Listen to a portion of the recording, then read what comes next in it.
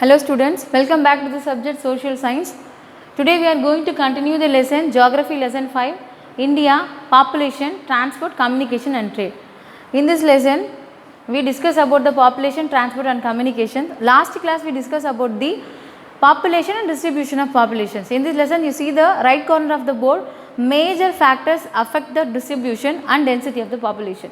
What are the factors are affecting the distribution? One is terrain, soil, water bodies, mineral resources, industries, transport and urbanization. The first one is terrain. Terrain na enna அப்படினா லேண்டோட structure. இப்போ வந்து நம்மளோட land இருக்குது அப்படின்னா எல்லாமே வந்து even லேண்ட்ஸாக இருக்குது அப்படின்னா இருக்காது. சில இடத்துல ஈவன் லேண்ட்ஸ் இருக்குது, சில இடத்துல வந்து அப்ஸ் அண்ட் டவுன்ஸ் இருக்கும், சில இடத்துல மவுண்டெயின்ஸ் இருக்குது, ஹில்ஸ் இருக்குது, ரேஞ்சஸ் இருக்குது, இந்த மாதிரி டிஃப்ரெண்ட் டெரைன்ஸ் இருக்குது. ஸோ இப்போ எந்த டிஃப்ரெண்ட் டெரைனில் வந்து பீப்புளால் வந்து வாழ முடியும், சில பீப்புள் டெரைன்ஸில் என்ன பண்ண முடியாதுன்னா வாழ முடியாது. ஃபார் எக்ஸாம்பிள் பிளைன்ஸ் இருக்குது இல்லையா, அது ரொம்ப ஈவன் ஸ்டாண்ட் ஆஃப் ஏரியா இருக்கும். அப்போ அந்த ஏரியாவில் என்ன பண்ண முடியும்னா பீப்புளால் செட்டில்மெண்ட்ஸோ இல்லைனா அவங்களோட லைஃப் சைக்கிளுக்கு ரன் பண்ணுறதுக்கான தேவையான ஒரு ஆக்குபேஷனோ வந்து மேற்கொள்ள முடியும். இப்போ ஒரு ஹில்லி ரேஞ்சஸ் இருக்குது, இல்லைனா வந்து ஒரு ஹிமாலயாஸ் மாதிரியான ஒரு ரேஞ்சஸ் இருக்குது, கண்டினியூஸ் மவுண்டெயின்ஸ் இருக்குது. அப்போ அந்த இடத்துல பீப்புளோட லைஃப் சைக்கிள் என்ன பண்ண முடியாதுன்னா ரொம்ப லாங் பீரியடை வந்து ஸ்மூத்தாக மென்ஷன் பண்ண முடியாது, அதை லீட் பண்ண முடியாது இல்லையா. ஸோ இப்போ டெரைன் வந்து என்ன பண்ணுது அப்படின்னா ஒரு பீப்புள் வந்து இங்கே வாழலாமல் வாழக்கூடாதா அப்படின்ற வந்து ஒரு டிசைடிங் ஃபேக்டராக இருக்குது. ஸோ இந்த டெரைன் வந்து ஒரு major factor affect the distribution. Next soil, water bodies கொடுத்துருக்கு. சாயிலில் வந்து நிறைய டைப்ஸ் இருக்குது. Alluvial soil, laterite soil, mountain soil, forest soil, black soil, sand, அந்த மாதிரியான வந்து நிறைய கைண்ட்ஸ் இருக்குது.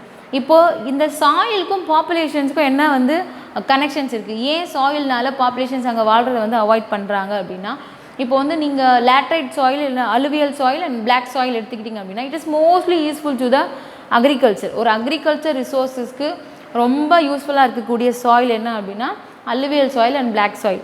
இப்போ சாண்டோ இல்லைனா வந்து அலைன் soil, alkaline soil, saline soil அப்படின்னு சொல்லுவாங்க, உப்புத்தன்மை ரொம்ப அதிகமாக இருக்கக்கூடிய சாயில். அப்போ அந்த இடத்துல என்ன பண்ண முடியாதுன்னா அக்ரிகல்ச்சர் ஆக்டிவிட்டீஸ் பண்ண முடியாது. அப்போ அங்கே இருக்கக்கூடிய மக்கள் என்ன பண்ண வேண்டியது இருக்கும், அவங்களோட ஆக்குபேஷன்ஸ்க்காக த டிசைட் த அனதர் ரூட். அப்போ அந்த அனதர் ரூட் வந்து அந்த ஜியாகிரபிக்கல் ஏரியாவுக்கு வந்து செட் ஆகிருக்கா, அங்கே இருக்கக்கூடிய லைஃப் ஸ்டைல் அர்பனைசேஷனாக ரூரலாக இருக்கா, அதுக்கு வந்து மேட்ச் ஆகுதா, இந்த மாதிரியான நிறைய ப்ராப்ளம் வந்து க்ரியேட் பண்ணும்.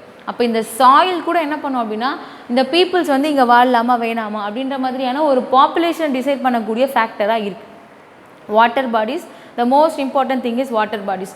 நம்மளோட ஹிஸ்ட்ரி லெசன்ஸில் நம்ம படிச்சிருப்போம், all the major 4 civilizations are its merely created near the seas or near the water bodies இல்லையா. அந்த ரிவர் பக்கத்தில் தான் வந்து என்ன ஆயிருக்கும் அப்படின்னா சிவிலைசேஷன் அப்படின்றது வந்து ஸ்டார்ட் ஆகிருக்கும். ஆல் ஓவர் த வேர்ல்டில் நமக்கு 4 சிவிலைசேஷன்ஸ் இருக்கு இல்லையா, அந்த சிவிலைசேஷனில் இப்போ இந்த வாட்டர் பாடிஸ் வந்து இந்த சிவிலைசேஷன் ஆரம்பிச்சுது அப்படின்னா அப்போ நம்மளால் புரிஞ்சிக்க முடியும் ஒரு ஹியூமன் லைஃபோட ஒரு ஸ்டார்டிங் பாயிண்ட்டாகவே எது இருக்குது அப்படின்னா வாட்டர் பாடிஸ் இருக்குது.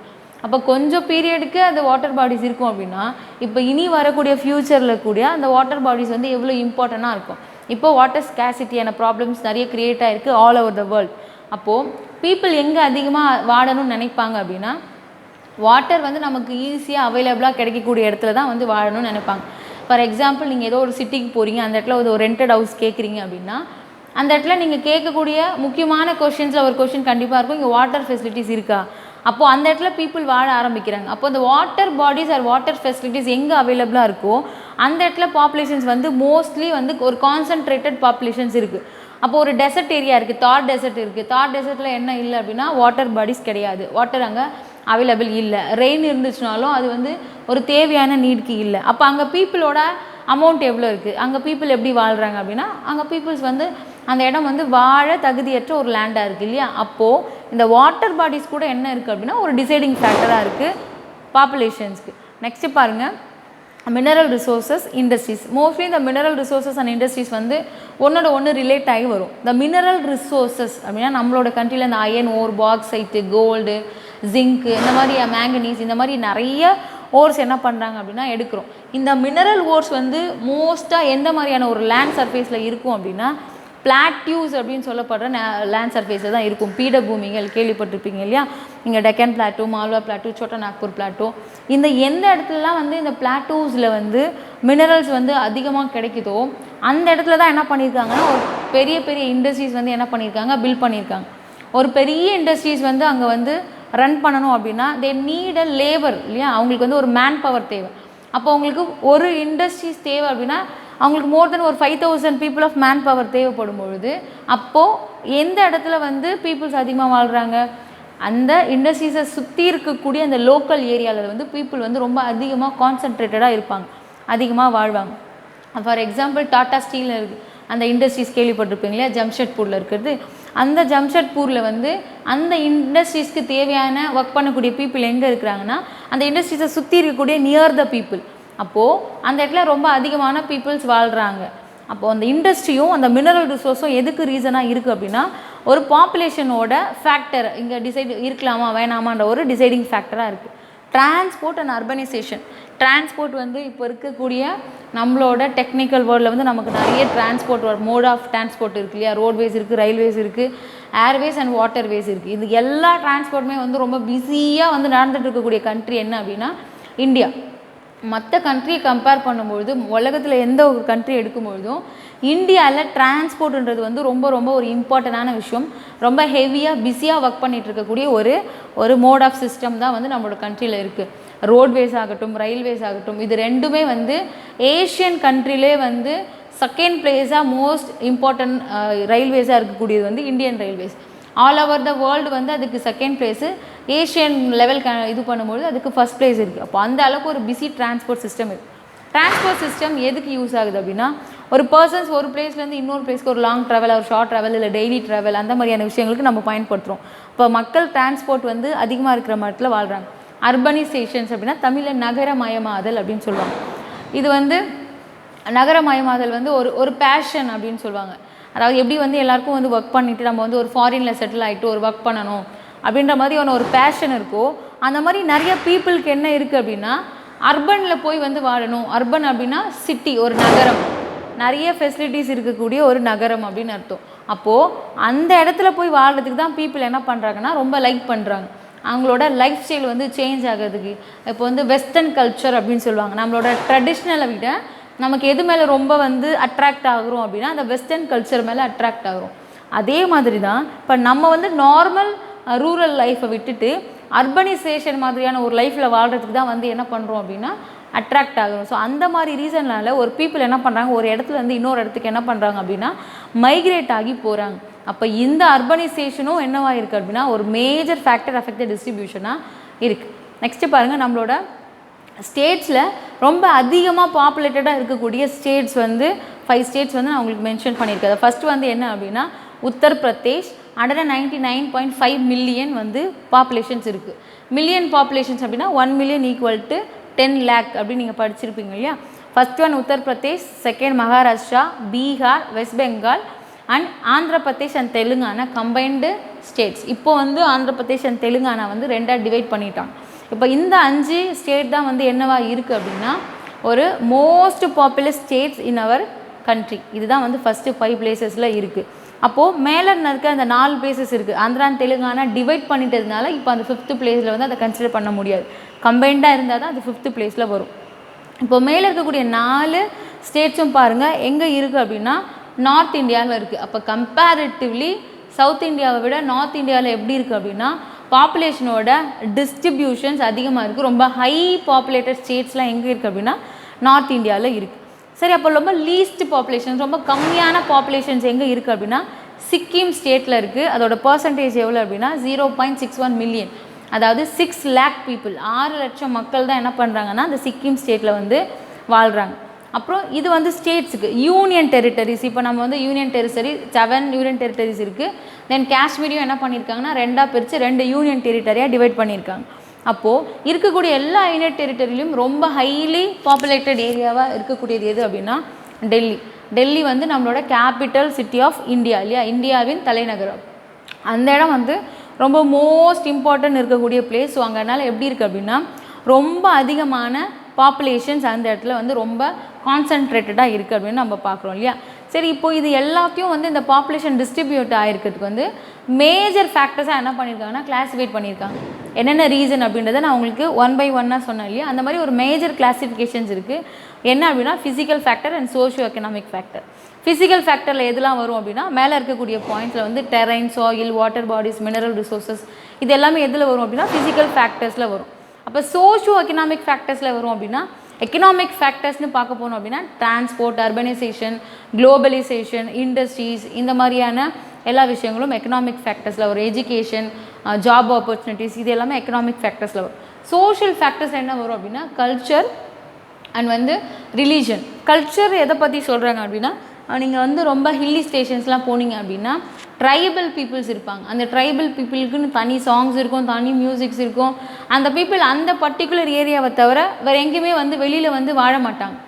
ஏன்னா அவங்களோட கல்ச்சர் வந்து என்ன பண்ணக்கூடாதுன்னா விட்டுடக்கூடாது அப்படின்றதுனால. ஸோ அந்த கல்ச்சர் பாண்டிங்காக என்ன பண்ணுறாங்கன்னா ஒரு பீப்புள் ஒரு பர்டிகுலர் டெரைன்லேயே என்ன பண்ணுறாங்கன்னா பல 100 வருஷங்களாக தொடர்ந்து வாழ்கிறாங்க. இந்த தோடர்ஸ், நாகன்மார்ஸ்லாம் சொல்லுவாங்க இல்லையா, அவங்கெல்லாம் மோஸ்ட்டாக எங்கே இருக்கிறாங்க அப்படின்னா நீலகிரி சைடில் வந்து அதிகமாக அந்த மக்கள்லாம் வாழ்கிறாங்க. ஸோ கல்ச்சர் பேஸாக இல்லைனா ரிலீஜன் பேஸாக என்ன பண்ண மாட்டேன்றாங்க ஒரு பீப்புள் வந்து எங்கேயும் மைக்ரேட் ஆகிறது கிடையாது. ஒரு பர்டிகுலர் லேண்ட்லேயே வந்து மோஸ்ட் ஆஃப் த இயர் வந்து அங்கேயே வாழ்கிறாங்க. ஸோ இதுதான் வந்து உங்களோட major factors affect the distribution. So next students we go to the topic in the density of population. It is your left corner of the board. What is density of population? நிறைய பேருக்கு வந்து confusion இருக்கும், எது distribution and எது density அப்படின்னு. டிஸ்ட்ரிபியூஷன்றது வந்து மக்கள் வந்து பரவி வாழ்கிறது. டென்சிட்டின்றது வந்து ஒரு குறிப்பிட்ட ஏரியா உள்ள அதுக்குள்ளே வந்து எத்தனை பேர் இருக்கிறாங்க, நம்பர் ஆஃப் பீப்புள், அதை தான் என்னென்னு சொல்கிறோம் அப்படின்னா டென்சிட்டி அப்படின்னு சொல்கிறோம். You see the first point, number of persons per square kilometre, அதுதான் என்னென்னு சொல்கிறோம் அப்படின்னா டென்சிட்டி அப்படின்னு சொல்கிறோம். இப்போது ஒரு ஸ்கொயர் கிலோமீட்டர் அப்படின்னா ஒரு கிலோமீட்டருக்கு 4 சைடும் போயிட்டு ஒரு பர்டிகுலர் லேண்ட் ஏரியா மட்டும் எடுக்கிறோன்னா அதை தான் வந்து என்னென்னு சொல்கிறோம் அப்படின்னா ஒரு ஸ்கொயர் கிலோமீட்டர் அப்படின்னு சொல்கிறோம். அப்போ அந்த ஒரு ஸ்கொயர் கிலோமீட்டர் ஒரு சின்ன ஏரியாவுக்குள்ளே எத்தனை பர்சன்ஸ் இருக்கிறாங்க அப்படின்னு. நம்மளோட லாஸ்ட் 2011 சென்செக்ஸ் படி நம்மளோட average of density of population எவ்வளோ அப்படின்னா 382 persons per 1 square kilometer. அதாவது ஒரு ஸ்கொயர் கிலோமீட்டருக்குள்ளே 382 persons என்ன பண்ணுறாங்க அப்படின்னா வாழ்கிறாங்க. இது நம்ம கண்ட்ரியோட ஆவரேஜ். ஒவ்வொரு கண்ட்ரிக்கும் அது டிஃபர் ஆகும், ஒரு இடத்துக்கும் அது டிஃபர் ஆகும். இது நம்மளோட பாப்புலேஷன்ஸ்க்கு இருக்கக்கூடிய ஒரு டிஃபர். சரி, ஓகே, 382 அது ஆவரேஜ். இப்போது நம்மளோட கண்ட்ரி வந்து நல்லா தெரியும், ரொம்ப திக்லி பாப்புலேட்டட் கண்ட்ரியாக இருக்கக்கூடியது இல்லையா. அதிகமாக மக்கள் வந்து ரொம்ப நெருக்கமாக வாழ்கிற பகுதிகள் வந்து நிறைய பகுதிகள் நம்மளோட கண்ட்ரியில் இருக்குது. இப்போது எங்கே ரொம்ப அதிகமாக மக்கள் அந்த மாதிரி ரொம்ப டென்சிட்டியாக நெருக்கமாக வாழ்கிறாங்க அப்படின்னா பீகார். இந்த பீகார் நீங்கள் ஆல்ரெடி பார்த்துருப்பீங்க. It is our 3rd most populous state in India. நம்மளோட இந்தியாவில் இருக்கக்கூடியதில் 3வது பாப்புலர் ஸ்டேட்டாக இருக்கிறது தான் பீகார். அடுத்து இந்த இடத்துல வந்து டென்சிட்டியில் ரொம்ப ஃபஸ்ட்டு பிளேஸாக இருக்கிறது என்ன அப்படின்னா பீகார். அப்போது பீகாரில் பாப்புலேஷன்ஸ் வந்து அதிகமாகவும் இருக்குது, ரொம்ப நெருக்கமாகவும் இருக்குது. நம்ம அப்படி அண்டர்ஸ்டாண்ட் பண்ணிக்கணும். த லீஸ்ட் டென்சிட்டி வந்து அருணாச்சல் பிரதேஷ், அங்கே ரொம்ப கம்மியாக இருக்குது. டெல்லி யூனியன் டெரிட்டரியில், டெல்லி பார்த்தோம் யூனியன் டெரிட்டரியில் மோஸ்ட் பாப்புலர் யூனியன் டெரிட்டரி. இப்போது வந்து அதோட டென்சிட்டியும் எப்படி இருக்குது அப்படின்னா ரொம்ப அதிகமாக இருக்குது. 11,297 per 1 square kilometer. அதாவது அங்கே மேலே கொடுத்துருக்கு ஒரு ஸ்கொயர் கிலோமீட்டருக்கு 382 persons வாழலாம் நம்மளோட கண்ட்ரியோட ஆவரேஜ். ஆனால் டெல்லியில் மட்டும் எவ்வளோ பேர் வாழ்கிறாங்க அப்படின்னா ஒரு ஸ்கொயர் கிலோமீட்டருக்கு அப்ராக்சிமேட்லி 11,300 persons வாழ்கிறாங்க. 300 பேர் வாழக்கூடிய இடத்துல வந்து 11,000 பேர் வாழ்கிறாங்க. 4 பேர் வாழ்கிற வீட்டில் வந்து ஒரு 40-50 பேர் வாழ்ந்தால் என்ன மாதிரியான ஒரு சுச்சுவேஷன் இருக்குமோ அதே திங்ஸ் தான் எங்கே நடக்குது அப்படின்னா நம்மளோட டெல்லிலையும் இப்போ நடந்துகிட்ருக்கு. ரொம்ப லீஸ்ட் டென்சிட்டியாக இருக்கிறது என்ன அப்படின்னா நம்மளோட அந்தமான் அண்ட் நிக்கோபார் யூனியன் டெரிட்டரியில் இருக்குது. அது ஒரு ஐலாண்டுன்றதுனால அங்கே பீப்புளோட டென்சிட்டி எப்படி இருக்குது அப்படின்னா ரொம்பவே கம்மியாக இருக்குது. ஸோ நெக்ஸ்ட்டு பாருங்கள், population change and population growth. Population சேஞ்ச்னால் என்ன அப்படின்னா எவ்ரி இயர் வந்து நம்ம வந்து பாப்புலேஷன் கவுண்ட் பண்ணும்போது அந்த 10 இயர்க்கு ஒன்ஸ் வந்து பாப்புலேஷன் வந்து இன்க்ரீஸ் ஆகிருக்கும். மேபி அடுத்த 10 இயர் என்ன ஆகிருக்கலாம் அப்படின்னா டிக்ரீஸ் ஆகிருக்கலாம். ஏன் வந்து டிக்ரீஸ் ஆகும், எப்பவுமே இன்க்ரீஸ் தானே ஆகும் அப்படின்னா ஒரு ஐடியாவுக்காக சொல்கிறேன். இப்போ வந்து நமக்கு வந்து நிறைய வந்து நேச்சுரல் கெலாமிட்டிஸ் வருது, ஒரு பெரிய எர்த்குவேக் வருது, ஒரு பெரிய சுனாமி வருது. அப்போ நிறைய லேக் ஆஃப் பீப்புள் வந்து இறந்து போகிறாங்க. அப்போ அந்த சிச்சுவேஷனில் நெக்ஸ்ட்டு வரக்கூடிய இயரில் இருக்கக்கூடிய பாப்புலேஷன் எப்படி இருக்கலாம் அப்படின்னா குறைஞ்சி போயிருக்கலாம் இல்லையா. அதான் அதோட டெஃபினிஷன் பாருங்கள். Increase or decrease of population of an area from one period to another period. ஒரு குறிப்பிட்ட காலகட்டத்திலேருந்து இன்னொரு குறிப்பிட்ட காலகட்டத்தில் மக்கள் தொகையோட ஏற்றம் அல்லது இறக்கம், அதை தான் என்னென்னு சொல்கிறோம் அப்படின்னா பாப்புலேஷன் சேஞ்ச் அப்படின்னு சொல்கிறோம். Next population growth. பாப்புலேஷன் க்ரோத்தை டிசைட் பண்ணக்கூடிய 3 ஃபேக்டர்ஸ் என்ன அப்படின்னா birth rate, death rate and migration. இந்த birth rate and death rate and migration என்ன பண்ணுது, பாப்புலேஷனோட growth வந்து டிசைட் பண்ணிடுது. நம்ம நெக்ஸ்ட் கிளாஸில் இந்த birth rate, death rate பற்றி ரொம்ப டீட்டெயில்டாக பார்க்கலாம். I hope you students all the details are very informative. We see the next topics in the next lesson. Thank you so much once again.